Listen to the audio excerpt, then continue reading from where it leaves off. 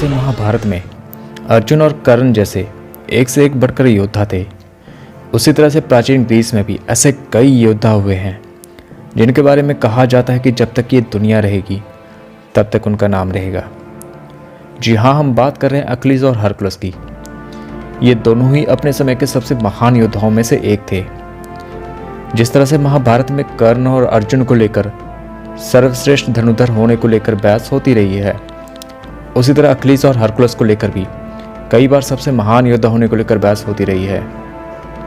हालांकि ये दोनों ही अपने समय के सबसे महान योद्धाओं में से एक थे और इनमें कोई दो राय नहीं है। फिर भी यहाँ इन दोनों के बीच कुछ तथ्य को लेकर हम बात करेंगे कि दोनों में से सर्वश्रेष्ठ योद्धा कौन थे। तो चलिए वीडियो को शुरू करते हैं।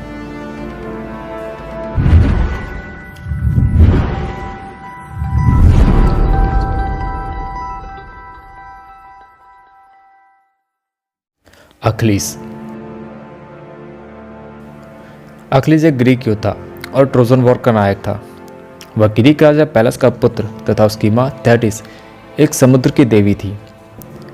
बताया जाता है कि जब अक्लीज का जन्म हुआ तब उसकी मां थेटिस ने उसे एड़ी से पकड़कर स्टिक्स नदी में डुबोकर उसके शरीर को अमर बनाने की कोशिश की और इसके परिणाम स्वरूप उसके एड़ी को छोड़कर उसका पूरा शरीर अभेद हो गया था।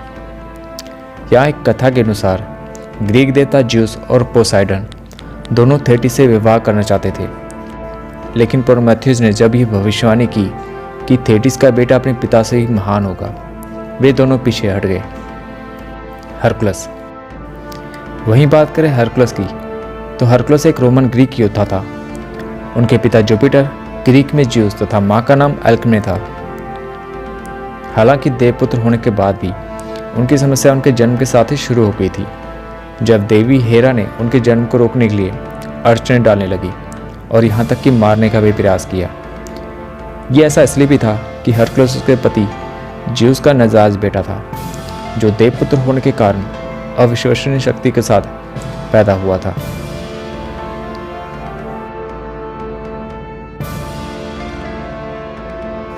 अक्लीज अपने समय का एक महान और अजेय योद्धा था। वह अकेला पूरी सेना के बराबर था। वह तलवार और भाला चलाने में इतना तेज था कि एक ही क्षण में कई विपक्षी सेनाओं को ढेर कर जाता। उसका शरीर अभेद था। उसके शरीर की एकमात्र भेदता उसकी एड़ी थी। वहीं बात करें हरकुलस की, तो उन्हें एक अलौकिक शक्ति वाला एक महाबली योद्धा के रूप में जाना जाता है।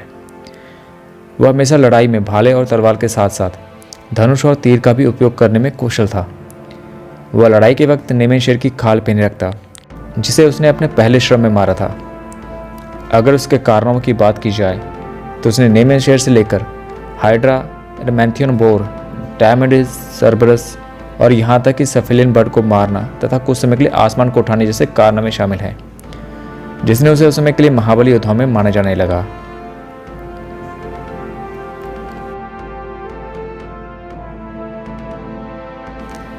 अगर अंतिम विचार किया जाए तो हरकुलस यकीनन अधिक शक्तिशाली नायक था, क्योंकि उसने अपने से भी बड़े राक्षसों जैसे कि लेनन, हाइड्रा, डायमेंडिस, ग्रेओन तथा सर्बर जैसे जानवरों और राक्षसों को मारा तथा हराया था। और यहाँ तक कि उसने आसमान को भी कुछ समय के लिए उठाया था, जो कि उसकी ताकत को दर्शाती है। जबकि अक्लीज की भूमिका हेक्टर तथा आम आदमियों पर ज़्यादा थी। भले ही उसका शरीर अभेद था तथा तलवारबाजी और भाला चलाने में निपुण था, परंतु यहाँ कई मायनों में हरकुलस की ताकत ज़्यादा थी। हालांकि आप अपनी राय हमें कमेंट सेक्शन में जरूर बता सकते हैं। इसी तरह की जानकारी के लिए आप हमारे चैनल को सब्सक्राइब कर सकते हैं। मिलते हैं नेक्स्ट वीडियो में, तब तक के लिए धन्यवाद।